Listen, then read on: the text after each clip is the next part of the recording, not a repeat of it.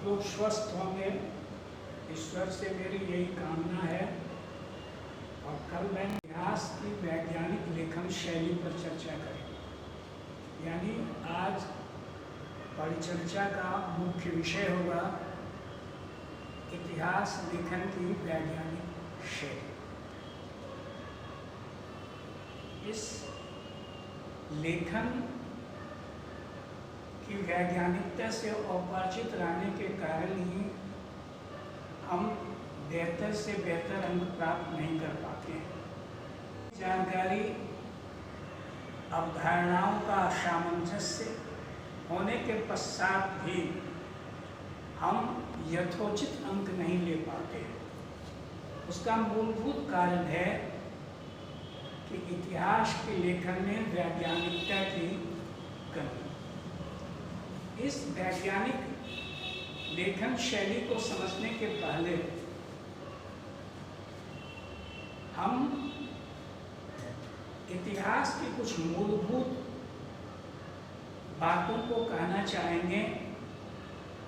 एक प्रशासक की हैसियत से कि आप कैसे प्रशासक बनेंगे, प्रशासक के लेखन में किस बात का सामंजस्य होना चाहिए, किस तरह की संप्रेषणा और प्रस्तुतिकरण होनी चाहिए।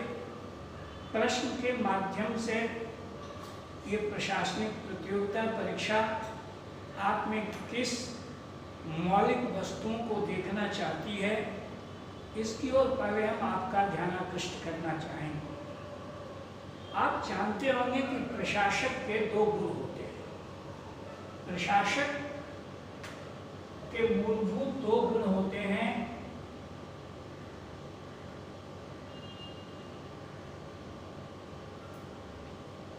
पहला कल्पनाशील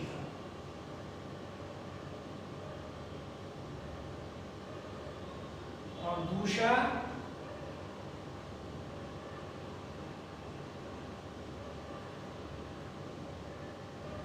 व्यवहारिक। यानी प्रशासक मौलिक रूप से उसमें गुण होता है सृजन, और इस दो गुणों को ही बीपीएससी अपने प्रश्न के माध्यम से आप में देखना चाहती है।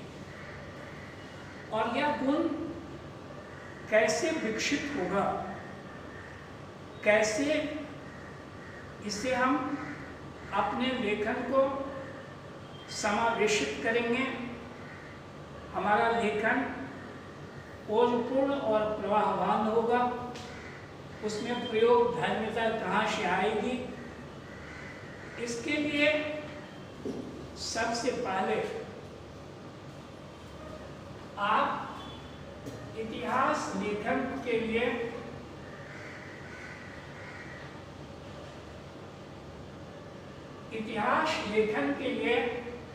इतिहास के मर्म को समझना है। इतिहास के मर्म क्या है, और जब तक आप इतिहास के इस मर्म को नहीं समझेंगे तब तक आपका लेखन वैज्ञानिक नहीं हो पाएगा। अब इतिहास का यह मर्म है सामाजिक, आर्थिक, सामाजिक,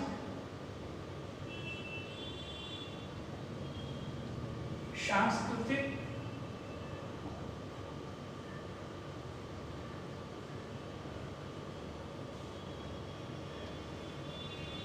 और राजनीतिक,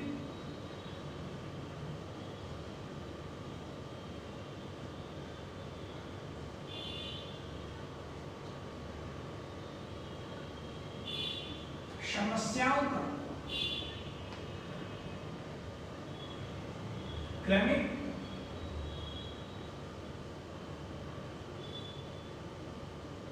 और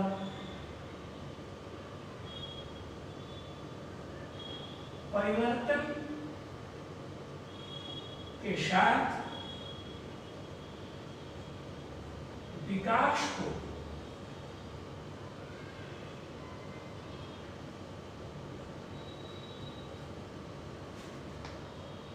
रेखांकित करें।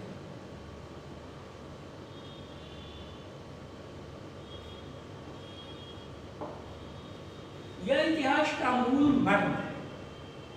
यानी जब भी हम इतिहास की लेखन करेंगे तो उसमें उसके आर्थिक, सामाजिक, सांस्कृतिक और राजनीतिक जो क्रमिकता है, परिवर्तन है, उसके विकास को हम रेखांकित करने का प्रयास अपने लेखन में करेंगे। और एक बात ये भी जानना होगा कि इतिहास लेखन की विधाएं 2005 के बाद से ही परिवर्तित हो गया है। अभी 2005 में एक नया फार्मूला आया जिसको हम NCF फार्मूला कहते हैं। यह NCF फार्मूला क्या है? यह NCF फार्मूला है कि विषयों के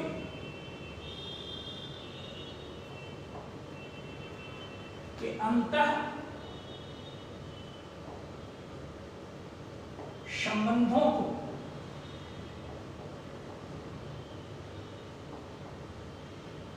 निर्गत कर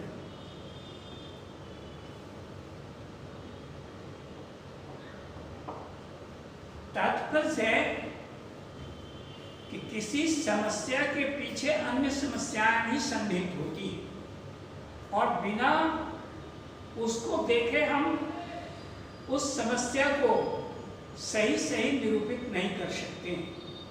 जैसे यदि हम हड़प्पा की सभ्यता को देखने का काम करते हैं तो उससे पहले हमें पैलोलिथिक, मेसोलिथिक, नियोलिथिक, कैलोलिथिक के क्रमिक विकास को देखना होगा और तभी हम हड़प्पा की संस्कृति को बेहतर ढंग से समझ भी सकते हैं और विश्लेषित भी कर सकते हैं। क्योंकि हर एक समस्या का इंटरनल रिलेशंस जो है वह एक समस्या का दूसरे समस्या से होता है। जैसे बिना हड़प्पा को समझे हम वैदिक संस्कृति को नहीं समझ सकते हैं। वैदिक संस्कृति को बिना समझे 6ठी शताब्दी ईसा पूर्व को नहीं समझ सकते हैं। 6ठी शताब्दी ईसा पूर्व के विकास को बिना समझे हम मौर्यों के विकास को नहीं समझ सकते हैं, मौर्योत्तर को नहीं समझ सकते हैं, गुप्त को नहीं समझ सकते हैं और टिल नाउ हम वर्तमान को भी नहीं समझ सकते। आज जैसे भारत का जो संकल्प है वह अखंड भारत का जो संकल्प है, इस अखंड भारत के संकल्प को चरितार्थ करने के लिए इस क्रमिकता की आवश्यकता है। भारत की इस अखंडता और अक्षुण्णता को खंडित करने का 7 बार प्रयास हुआ और यह 7 बार अंतिम प्रयास है भारत और पाकिस्तान का विभाजन और फिर प्रयास हो रहा है। आखिर इस अखंडता को खंडित करने का कारण क्या था और फिर हम कि कैसे अपने इतिहास बोध के आधार पर अपने इस संकल्प को चरितार्थ करेंगे कि भारत अखंड है, भारत अविच्छिन्न है और भारत की अखंडता को कोई भी खंडित नहीं कर सकता। तो इसको अगर हमें समझना है, इतिहास की प्रासंगिकता को यदि हमें समझना है तो इंटर रिलेशंस हैं उसको हमको समझना होगा और बिना समझे हमारा लेखन कभी भी वैज्ञानिक नहीं हो सकता है। क्योंकि हर एक समस्या एक दूसरी समस्या से इंटरनली रिलेशंस होता है। तात्पर्य है कि हम जब तक एक चैप्टर का दूसरे चैप्टर से, दूसरे चैप्टर का तीसरे चैप्टर से रिलेशंस नहीं देखेंगे तब तक हम प्रशासनिक लेखन कर ही नहीं पाएंगे। तो तात्पर्य है कि सबसे पहले तो इतिहास के मर्म को हम जानें और इतिहास के मर्म को जानने के आधार पर ही हम इतिहास का वैज्ञानिक लेखन शैली समझ सकते हैं। अब इतिहास की इस वैज्ञानिक लेखन शैली को हम 7 भागों में विभक्त करके देखने का काम करेंगे। चूंकि हमने देखा है अपने 30 वर्ष के अध्यापन के अनुभव और अनुभूतियों से कि बच्चे में लेखन शैली का सही ज्ञान नहीं है। जो भी कोई प्रश्न पूछता है उसका वह एक ही आंसर देने का काम करता है। अब आप सोचो, आप प्रशासक बन रहे हो, क्या आपके जीवन में अनजान समस्याएं हैं? क्या सभी समस्याओं का निदान आप एक ही तरह से करोगे? तो यहाँ इस परीक्षा का मूलभूत उद्देश्य है कि आप में वह प्रशासकीय गुणवत्ता है या नहीं है। यही इस लेखन शैली के माध्यम से यह परीक्षा देखना चाहती है और यही आपकी सफलता का मूल मंत्र होगा। दूसरे से आप भिन्न भी बनेंगे, सामान्य से असामान्य बनेंगे और प्रशासनिक पदों को आप सुशोभित भी करने का काम करेंगे। तो यह हम प्रश्न को कैसे लिखें, प्रश्न को कैसे समझें, प्रश्न को हम किस क्रम में देखें, प्रश्न में क्या हम एक्स्ट्रा करें जो हमारा दूसरे से बेहतर हो जाए, ये आदि सारे प्रश्न हैं।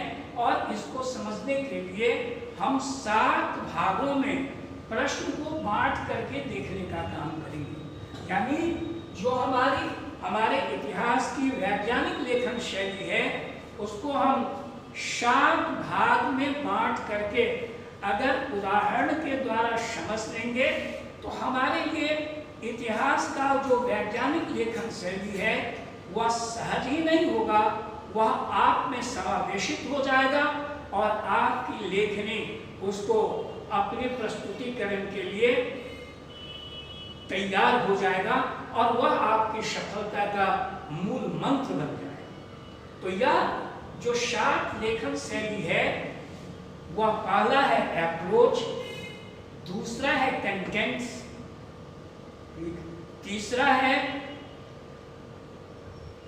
है स्ट्रक्चर, चौथा है ऑर्गेनाइजेशन, 5वां है लैंग्वेज, 6ठा है अदर स्पेशल थिंग्स और 7वां है लास्ट फोकस की ऑफ वर्ड्स। ये 7 हैं जिसको हम अपने बोर्ड पर लिख करके आपको समझाने का प्रयास करेंगे कि अप्रोच क्या है, कंटेंट्स क्या है, स्ट्रक्चर क्या होता है प्रश्न में, ऑर्गेनाइजेशंस क्या होता है, लैंग्वेज का क्या महत्व होता है और फिर अदर स्पेशल थिंग्स क्या होते हैं और ये लास्ट फोकस की ऑफ वर्ड्स क्या होता है। तात्पर्य है ये 7 अगर आपकी समझ में आ जावे, 7 यदि आप समझ जाएंगे तो आपका लेखन उत्कृष्ट ही नहीं उत्कृष्टतम हो जाएगा और आप निश्चित रूपेण सफलता के भागीदार ही नहीं सफल हो जाएंगे। इस पूर्ण मंत्र को आपको आत्मसात करना होगा। तो ये 7 मंत्र हैं।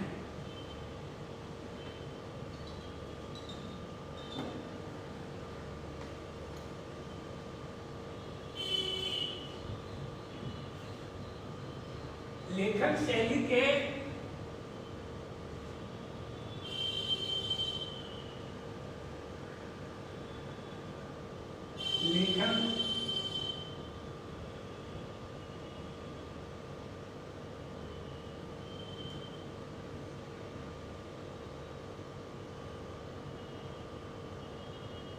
लेखन शैली की व्याख्या।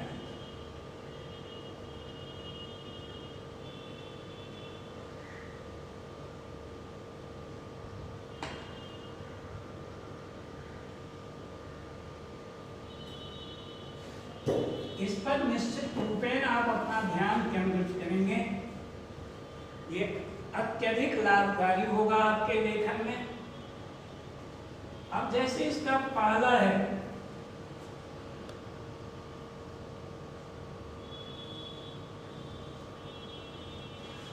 अब इस लेखन शैली का पहला जो आयाम है वह है अप्रोच।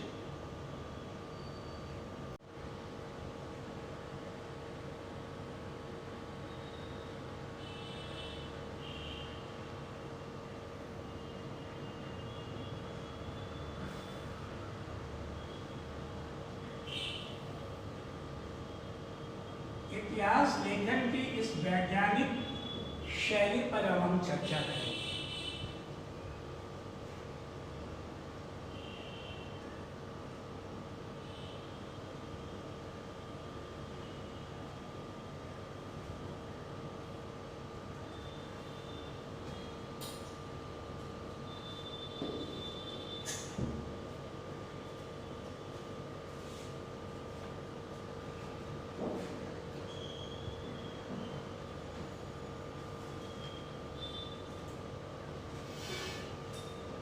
इतिहास लेखन शैली का प्रथम आयाम है अप्रोच।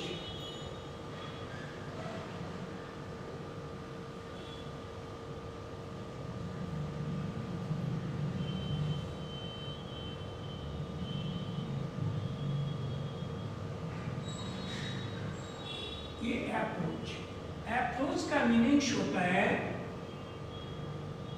प्रश्न तक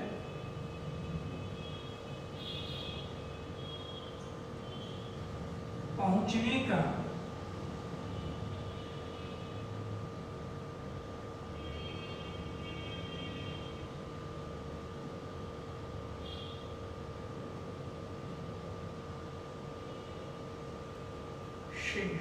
शीघ्र रास्ता।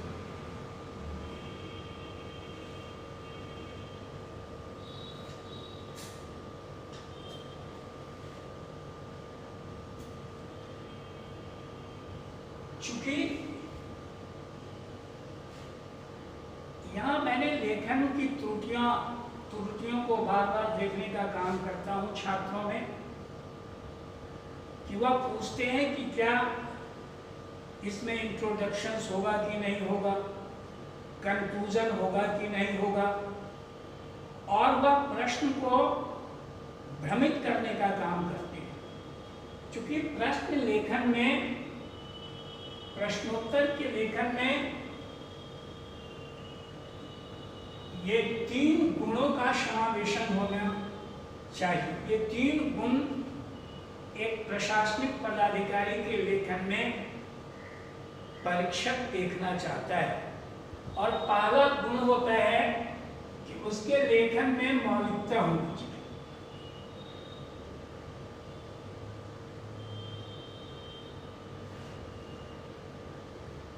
दूसरा है कि उसके लेखन में प्रामाणिकता होनी चाहिए।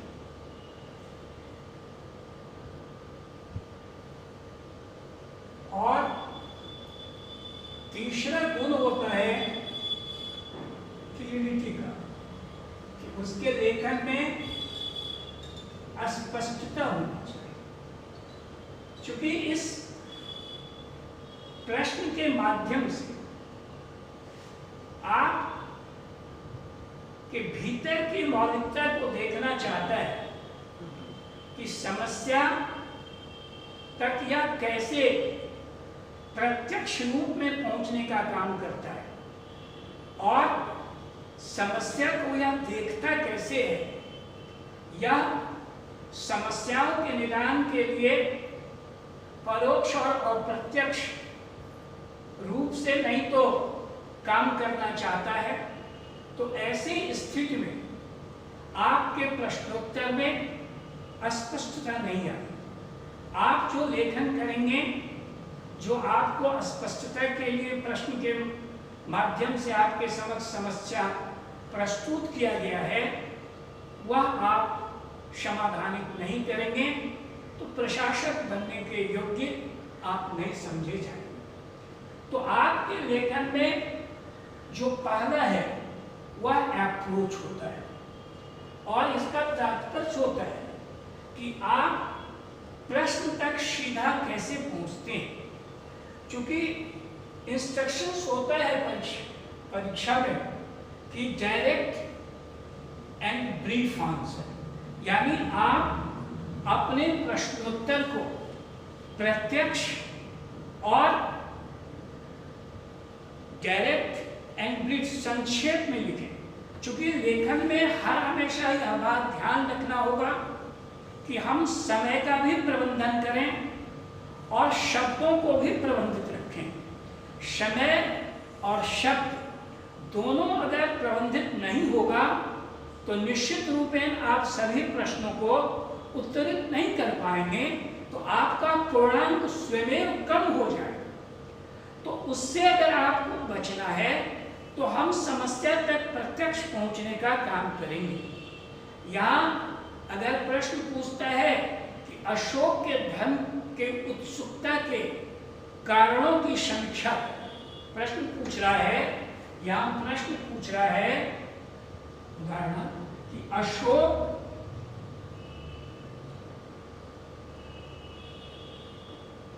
के धन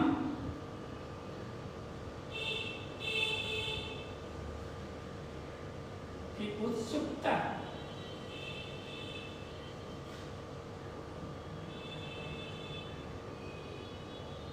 के कारणों की समीक्षा, या मान लीजिए यह प्रश्न पूछता है कि अशोक की धर्म नीति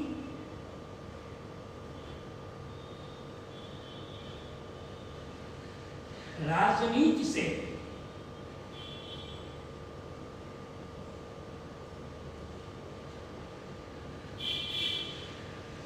कहां तक अभिप्रेरित की।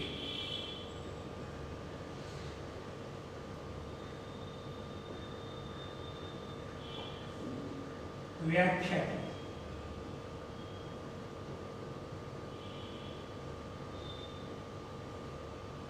इत्यादि प्रश्न पूछे जा सकते हैं।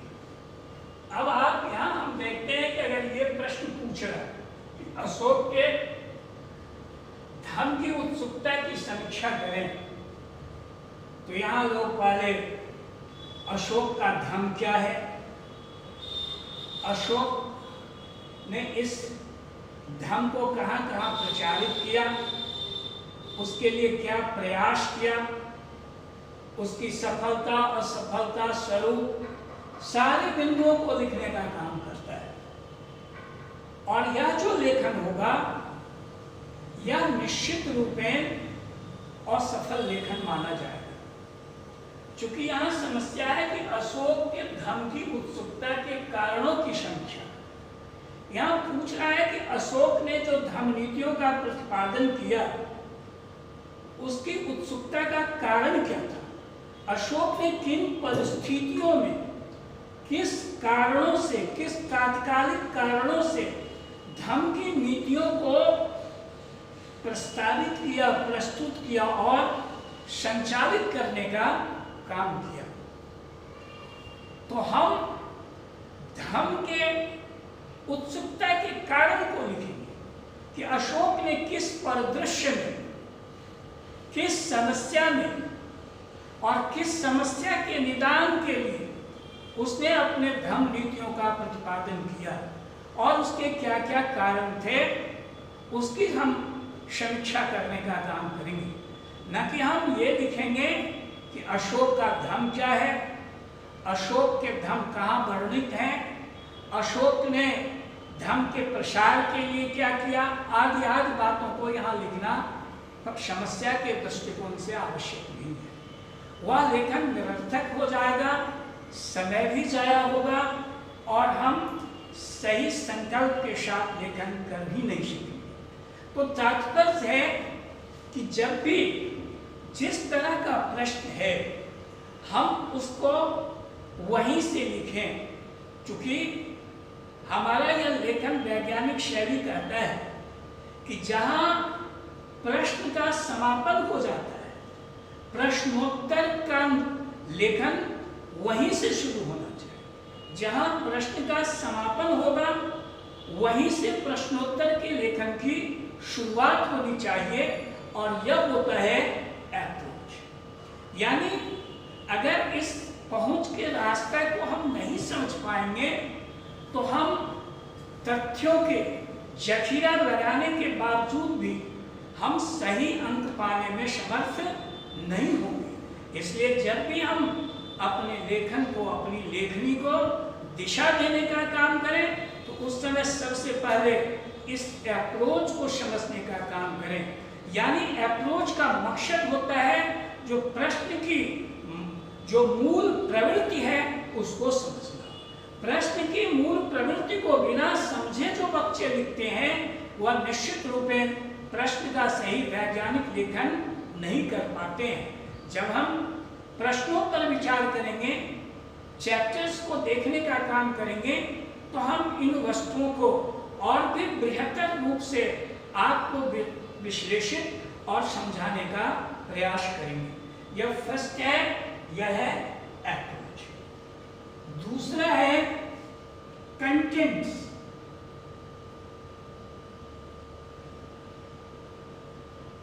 ये बहुत महत्वपूर्ण, ये कंटेंट्स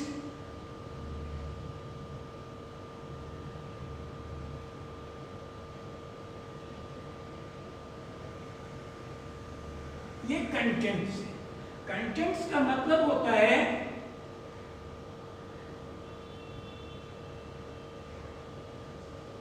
विषय वस्तु।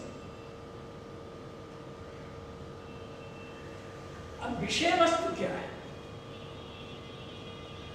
जब तक आपके पास कंटेंट्स नहीं होगा, प्रश्नोत्तर के लेखन का सामग्री नहीं होगा, तो आप विश्लेषण किसका करोगे? और यह जो कंटेंट्स होता है इसको आप दो तरह से देख सकते हो। एक तो यह पॉइंट के माध्यम से या ड्राफ्टिंग के माध्यम से। ये ड्राफ्टिंग के माध्यम से हम करते हैं कंटेंट्स को। अब जैसे मान लीजिए कि समुद्रगुप्त का साम्राज्य विस्तार पूछता है, तो समुद्रगुप्त का अगर साम्राज्य विस्तार पूछता है तो इसका कंटेंट्स क्या होगा? पहले इसके कंटेंट्स को हम सबसे पहले भूगोल देखेंगे। पहले हम भूगोल, फिर धर्म, फिर राजनीति और फिर कूटनीति। इस सारे को हम अगर इस आधार पर नहीं, ये कंटेंट्स के को बांट करके ड्राफ्टिंग करके नहीं देखेंगे तो यह लेखन सही नहीं होगा। और इस कंटेंट्स का मूल आधार होगा या स्रोत होगा प्रयाग प्रशस्ति। अब इस प्रयाग प्रशस्ति के आधार पर आप भूगोल देखोगे कि समुद्रगुप्त ने प्रथम अभियान कहाँ किया और उसका भौगोलिक इंपॉर्टेंस क्या था उसके साम्राज्य विस्तार की, और फिर उसने कैसे कैसे अपने साम्राज्य को भौगोलिक रूप से विस्तारित करने का काम किया, और फिर जिस पर उसने आक्रमण किया अपने साम्राज्य विस्तार के लिए, उसके पीछे धार्मिक रीजंस क्या था। उसने उसके साम्राज्य विस्तार के धार्मिक भी कारण थे। उसने किस पर आक्रमण किया और वह जिस पर आक्रमण किया वह किस धर्म का अवलंबी था। क्योंकि आप जैसे उदाहरण से देखोगे, नागवंशीय शासक के बारे में आपने पढ़ा होगा, और एक समुद्रगुप्त वैष्णव धर्मावलंबी था। अब थोड़ा सा इसको सिंबॉलिक रूप से देखो, जैसे जो नागवंशीय शासक थे उसका सिंबल नाग था, और ये चूंकि वैष्णव था, परम भागवत था, तो उसका सिंबल गरुड़ था। गरुड़ क्या करता है? नाग को खा जाता है। गरुड़ क्या करता है? नाग को खा जाता है। यानी यह जो वैष्णव धर्मावलंबी था वह सबसे पहला आक्रमण शैव धर्म पर करने का काम किया। तो हम इसके धार्मिक ड्राफ्टिंग को भी देखेंगे और इसको भी स्पष्ट करना होगा, क्योंकि सामान्य लड़के के लेखन में कुछ नहीं होगा कि वह कहाँ कहाँ आक्रमण किया, उस आक्रमण को खाली दिखाने का काम करेगा। वह न उसके ज्योग्राफिकल फैक्ट्स को देखेगा, न उसके धार्मिक रीजन्स को देखेगा, और इसके साथ ही साथ वह राजनीति पर भी ध्यान रखना। यहाँ राजनीति है कि समुद्रगुप्त ने अपने साम्राज्य विस्तार में किस राजनीति का प्रयोग किया। चूंकि वह प्रयाग प्रशस्ति के आधार पर उसने हर एक क्षेत्र को जीतने के लिए एक ही राजनीति का इस्तेमाल नहीं किया। जैसे उदाहरण के तौर पर देखो कि उसने जो आर्यावर्त के राज्यों को जीतने का काम किया, उसके लिए राक्षस नीति का प्रतिपादन, लेकिन वहीं दक्षिण के राज्यों को जीता, उसने ग्रहण मोक्षानुग्रह की नीतियों का प्रतिपादन किया। तात्पर्य है कि उसके राजनीति को भी स्पष्ट करना होगा उसके साम्राज्य विस्तार के तहत, और इसके साथ ही उसकी कूटनीति को भी देखना होगा कि एक तरफ वह राज्यों को, आर्यावर्त के राज्यों को वह गृह राज्य में परिवर्तित कर देता है, प्रत्यक्ष राज्य में परिवर्तित कर देता है, लेकिन वहीं दक्षिण के राज्यों को जीत करके भी उसको स्वतंत्र करने का काम करता है। तो उसमें उसकी कूटनीति क्या थी? क्योंकि समुद्रगुप्त ने इंडोनेशिया तक जीतने का काम किया था। अभी जो हाल में हमारे शोध आए हैं वह इंडोनेशिया तक जीतने का काम किया था। तात्पर्य है कि उन सारे राज्यों को उसने विदेशों में भी जो भारत के साम्राज्य को विस्तृत किया, उसको जीत करके उसने छोड़ने का काम किया। तात्पर्य है यहाँ उसकी कूटनीति पर ध्यान रखना होगा। कभी कभी इतिहास में एक सवालात आता है कि दक्षिण में जिस भी शासक ने समुद्रगुप्त की नीतियों का प्रतिपादन किया वह सफल हुआ, जिसने भी समुद्रगुप्त की नीतियों को प्रत्यक्त किया वह असफल हुआ। अब जैसे देखो, दक्षिण में समुद्रगुप्त की नीतियों को प्रतिपादित करने का काम किया अलाउद्दीन खिलजी ने। अलाउद्दीन सफल शासक हुआ, और समुद्रगुप्त की नीतियों को प्रत्यक्त कर दिया दक्षिण में मोहम्मद बिन तुगलक ने। सबसे योग्य शासक होने के बावजूद भी, सबसे बुद्धिमान निरपेक्ष शासक होने के बावजूद भी वह सबसे असफल था। और औरंगजेब मुगल वंश में सबसे बड़ा साम्राज्य विस्तारक रहा, लेकिन वह सबसे ज्यादा असफल था। सबसे ज्यादा विद्रोह उसके समय में हुआ, और स्वयं उसने अपने जीवनी में अपनी असफलता का वर्णन करने का काम किया है, और उसका कारण है उसकी दक्षिण नीति। प्रश्न आता है कि स्पेन के फोड़े ने फ्रांस को बर्बाद कर दिया और दक्षिण के फोड़े ने औरंगजेब का सर्वनाश कर दिया। तात्पर्य है कि हमें हर एक प्रश्न में कंटेंट्स बनाना होगा, चाहे वह राजनीति का प्रश्न हो, चाहे वह आर्थिक प्रश्न हो, चाहे वह समाज से संदर्भित प्रश्न हो, चाहे वह हमारे संस्कृत से, विज्ञान और तकनीक से संदर्भित प्रश्न हो। ऐसी स्थिति में हमें कंटेंट्स बनाना होगा, और कंटेंट्स यदि हमारे पास होगा तो फिर हमारा लेखन पूर्ण वैज्ञानिक बन जाएगा और कहीं भी अंक को काटने की कोई गुंजाइश नहीं है। तीसरा है, इसका तीसरा आयाम है लेखन का, वह है स्ट्रक्चर।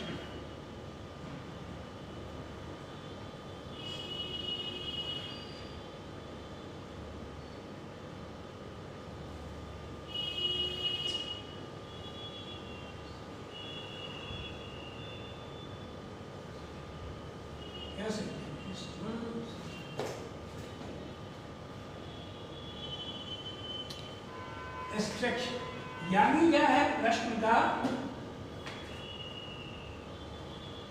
का प्रारूप।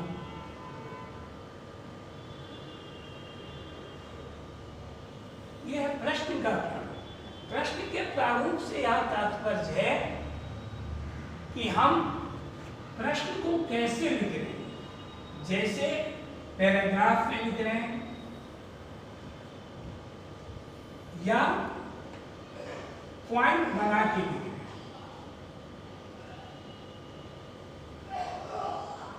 पॉइंट में लिख रहे हैं तो पहले बेस्ट लेखन माना जाता था पैराग्राफ, यानी पैराग्राफ का तात्पर्य होता है कि हम अनुच्छेद में लिखते थे जहां पॉइंट नहीं देते थे। इससे क्या होता था कि एग्जामिनर्स को पढ़ने के लिए बाध्य होना पड़ता था और हमारे लेखन शैली की विशिष्टता उसे प्रभावित करती थी और इम्प्रेशन क्रिएट होता था और हमको अच्छा मार्क्स देता था। लेकिन वर्तमान समय में यूजीसी का यानी यूपीएससी का एक इंस्ट्रक्शंस आ रहा है कि चूंकि समय कम में ज़्यादा प्रश्न लिखना है, तो ऐसे स्थिति में अगर हम पैरा में लिखते हैं तो एग्जामिनर को देखने में ज़्यादा समय लगता है। इसलिए अगर हम पॉइंट में लिखते हैं तो कम समय में ज़्यादा हम अपनी अभिव्यक्ति को क्या कर सकते हैं, दे सकते हैं। तो हम ये स्ट्रक्चर्स का रूप होता है कि हम या तो पैराग्राफ में लिखें या पॉइंट में लिखें, और आज के परिप्रेक्ष्य में पॉइंट में लिखना ज़्यादा बेहतर माना जाता है। तो और ये फिर चौथा है,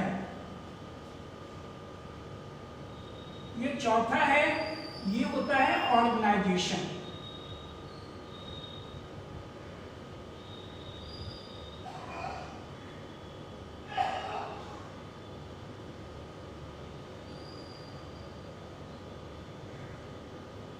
ये है प्रश्न का संगठन, प्रश्न का गठन कैसे होगा। इसका तात्पर्य होता है कि प्रश्न में क्रमबद्धता है या नहीं, क्रमिकता है या नहीं। क्रमबद्धता और क्रमिकता ये होना प्रश्न का आवश्यक तत्व है। अब जैसे मान लो कि हम गांधी के विचार को लिख रहे हैं, तो गांधी के विचार को हम देखने के लिए गांधी का जो मौलिक विचार है वह क्या है, उनके विचार को हम 3 भाग में बांट करके देखते हैं और फिर उसको हम क्रमिक रूप से लिखने का काम करते हैं। यदि मान लो कि गांधी के राष्ट्रीय आंदोलन में उसके आंदोलन को लिखने का काम करें, तो हम ऐसे में क्या करेंगे, गांधी का जो क्रमिक आंदोलन है वह गांधी का क्रमिक जन आंदोलन शुरू होता है कहाँ से, रॉलेट एक्ट से, फिर असहयोग आंदोलन, फिर शमनीय अवज्ञा आंदोलन, फिर भारत छोड़ो आंदोलन। यानी हम इस क्रमिकता के आधार पर अगर प्रश्न को विश्लेषित करेंगे तभी होगा। अब जैसे मान लीजिए अगर प्रश्न पूछता है कि अकबर की धार्मिक नीतियों का विश्लेषण करें, तो ऐसे में हम सबसे पहले अशोक की धार्मिक नीतियों को लिखने के संदर्भ में इंटर साइकोलॉजी को, अंतर विषयक संबंध को लिखेंगे, इंटरनेशनल रिलेशंस को लिखने का काम करेंगे कि क्या आंतरिक विषयक संबंध है, किस परिस्थिति में अकबर ने अपनी धार्मिक नीतियों का प्रवर्तन किया, और फिर उसके हम अन्य बिंदुओं के आधार पर ही उसको विश्लेषित करने का काम करेंगे। तो यह प्रश्न लेखन में ऑर्गेनाइजेशन का महत्वपूर्ण महत्व होता है, चूंकि हम प्रश्न की क्रमिकता को ध्यान में रखें। ऐसा न लिखें कि सिर को पैर के जगह पर, पैर को सिर के जगह पर, धड़ को कहीं लिख दें, हाथ को कहीं लिख दें। चूंकि प्रश्न के जो ये अवयव हैं उसको हम क्रमिक रूप से सजा करके समस्याओं को लिखेंगे तो यह हमारा बेहतर लेखन होगा। अब ये 5वां है, ये है लैंग्वेज।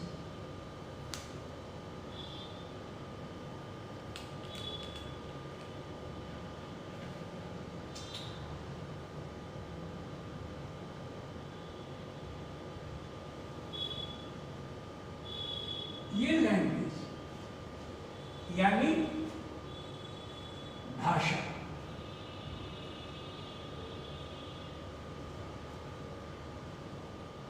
अब यहां सबसे आवश्यक वस्तु है कि प्रश्नोत्तर लेखन के समय प्रश्नानुकूल भाषा को निर्मित करें। यानी प्रश्न जिस तरह का है भाषा का निर्माण भी वैसा होना चाहिए और भाषा में 2 गुण होना चाहिए, तभी आप बेहतर अंक लाओगे। क्योंकि भाषा सरल होनी चाहिए और भाषा में प्रवाह होना चाहिए। प्रवाह के साथ साथ प्रभावपूर्ण भाषा होनी चाहिए।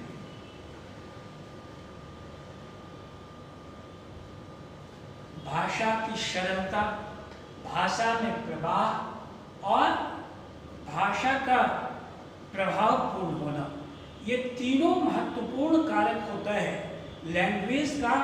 इसलिए बहुत ही महत्व होता है प्रश्नोत्तर लेखन में कि हम किस तरह के प्रश्न को चयनित कर रहे हैं, उसकी भाषा कैसी होगी और उसमें कैसे सरलता होगा, प्रभाव होगा और प्रभावपूर्ण भाषा होनी चाहिए। ऐसा नहीं मरियल भाषा होगी जो सही तथ्यों को स्पष्ट ही नहीं कर पावे, तो वैसी भाषा कोई काम की नहीं होगी।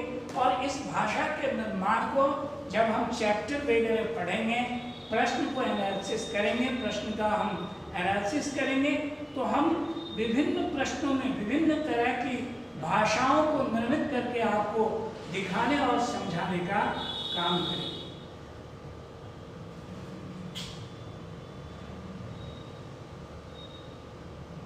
ये छठा है ऑर्डर स्पेशल्स थीम।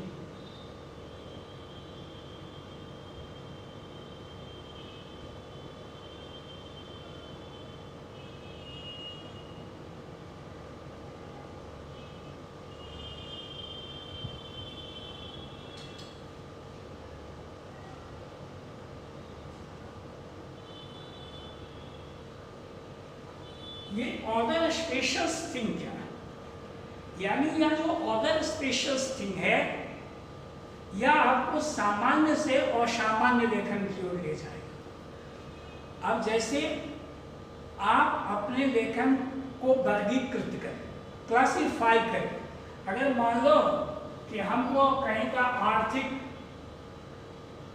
अब जैसे दैनिककालीन आर्थिक जीवन को दिखाने के लिए कहता है, तो इसका हम पहले क्लासिफिकेशन करेंगे।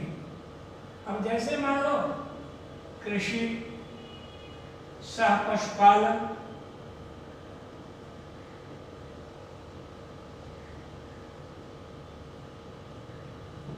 उद्योग एवं शिल्प,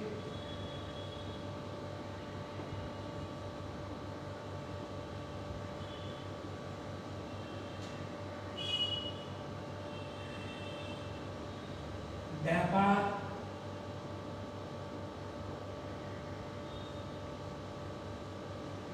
आंतरिक व्यापार, बाह्य व्यापार, मुद्रा और नगद। अगर इस तरह से हम क्लासिफाई कर देते हैं, वर्गीकृत कर देते हैं, तो एक तरफ तो एग्जामिनर पहले हमारे लेखन की गुणवत्ता को समझेगा, दूसरा होगा कि हमारा लेखन शैली वैज्ञानिक बनेगा, तीसरा होगा कि हम कम से कम समय में इसको एक्सप्लेन करके बेहतर अंक प्राप्त करने के भागी बनेंगे। जैसे इसको बांटे उसी तरह से समाज को बांटेंगे, जिस पर भी विज्ञान पर पूछेगा तो विज्ञान पर बांटेंगे। तो यानी इसके पहला कि हम क्लासिफिकेशन करें, दूसरा है कि हम मैप बनाएं, मानचित्र में। जैसे अगर राजनीतिक व्यापारिक जैसे पूछता है कि हड़प्पा का अंतरराष्ट्रीय व्यापारिक संबंधों को विश्लेषित करें, तो ऐसे में यदि हम हड़प्पा कालीन व्यापार को मानचित्र के माध्यम से बना करके लिखने का काम करेंगे, तो दूसरे के लेखन से हमारा लेखन क्या होगा, भिन्न हो जाएगा और हमारे अंक ऐसे ही 3-4 अंक क्या होगा, बढ़ जाए। तो मानचित्र बनाने का काम। अब जैसे मानचित्र के साथ साथ डाटा लिखने का काम करें। अब जैसे ऋग्वैदिक काल का आर्थिक यानी वैदिक काल का आर्थिक विकास पूछता है। तो ऐसे में हम जब ये आर्थिक विकास पूछेगा तो ऐसे में हम ब्याज की रेट को लिखेंगे कि 8% ब्याज था।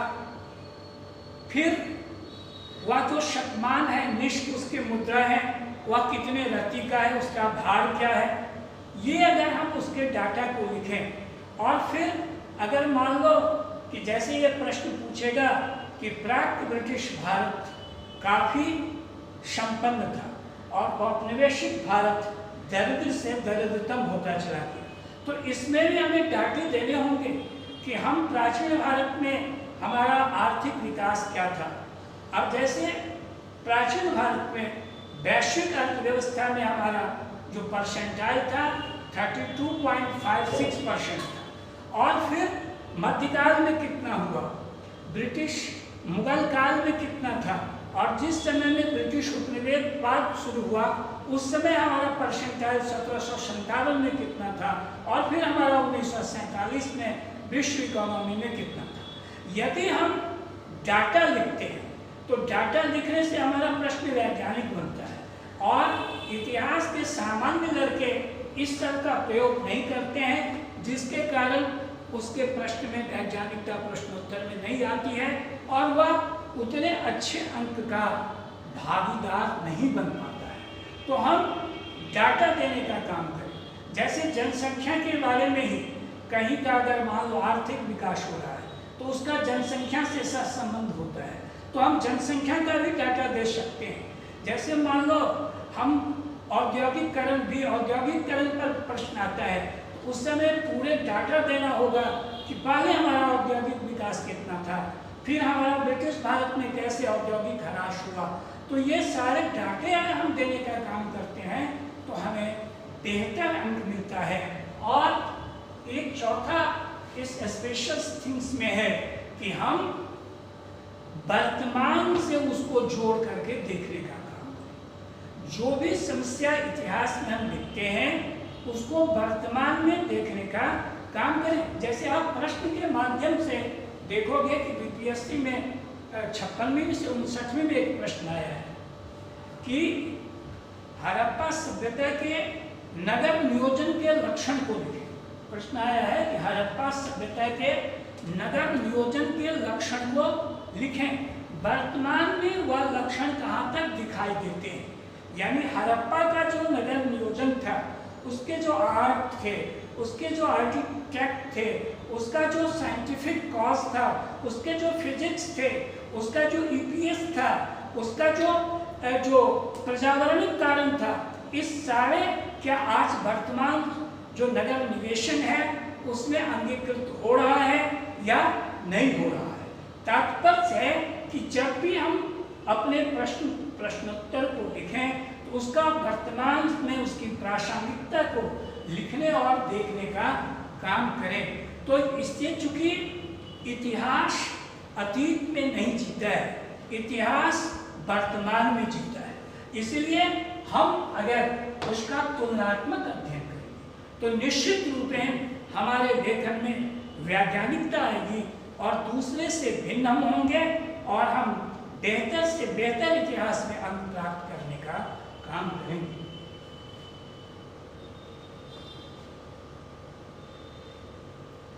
अब ये लास्ट है,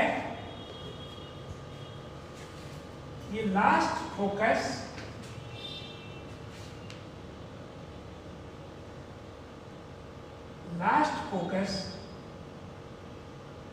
की ऑफ वर्ड्स।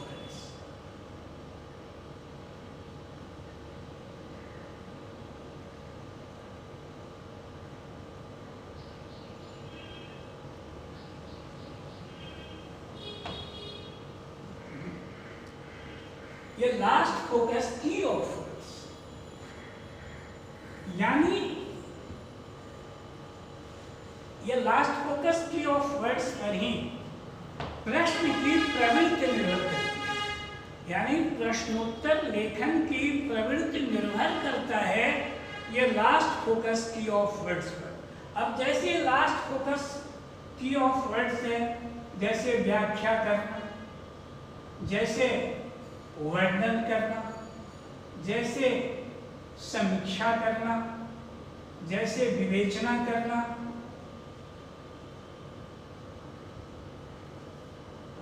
समालोचना करना,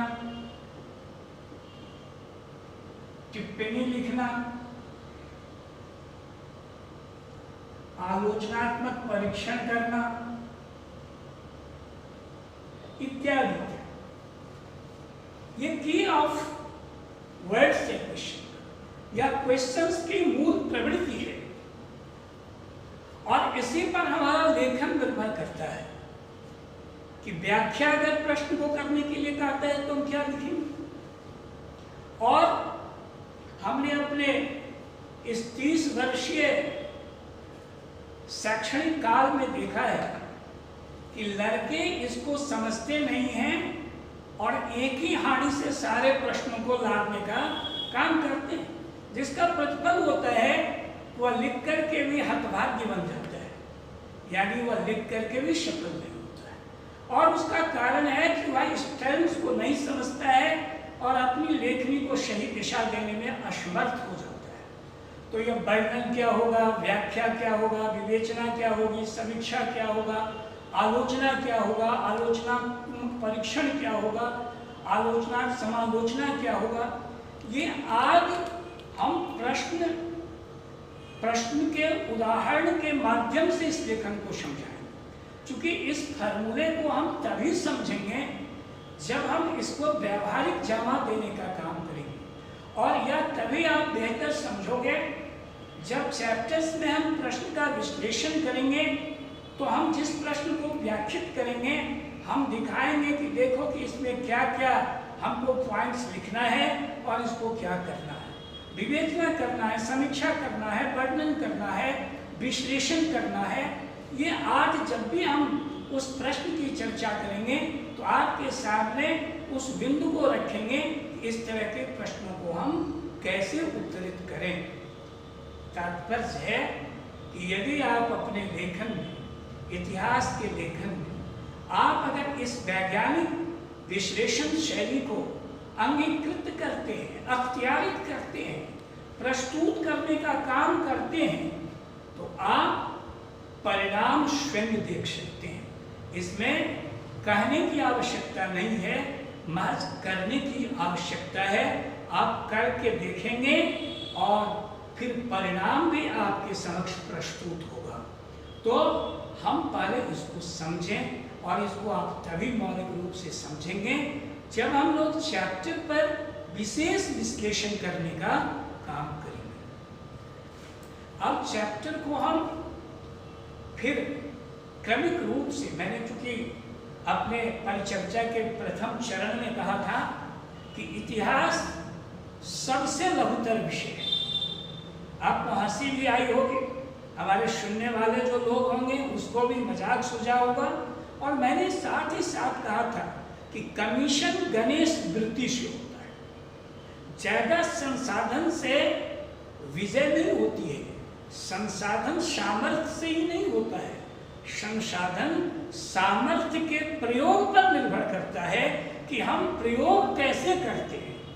तो हम उसके आधार पर जब अपने विषय वस्तुओं का, पाठ्यक्रमों की लघुता पर परिचर्चा करेंगे तो हम दिखाएंगे कि इतिहास कितना लघुतर है। चूंकि हमारा उद्देश्य कम से कम समय में, कम से कम तैयारी में और कितनी सुगमता से हम प्रशासक बन जाएं, इसका जो गुरु मंत्र दे वही सबसे सफल व्यक्ति है। और मैं या जब चैप्टर्स पर हम चर्चा करेंगे तो सबसे पहले अपनी परिचर्चा में हम आपको उन चैप्टरों का नाम बताएंगे, उसका हम ट्रेंड एनालिसिस करेंगे और आप स्वयं अपनी सूक्ष्म दृष्टि से देखने का काम करेंगे कि इतिहास में कितना कम पढ़ करके हम अचीविंग गोल कर सकते हैं। धन्यवाद।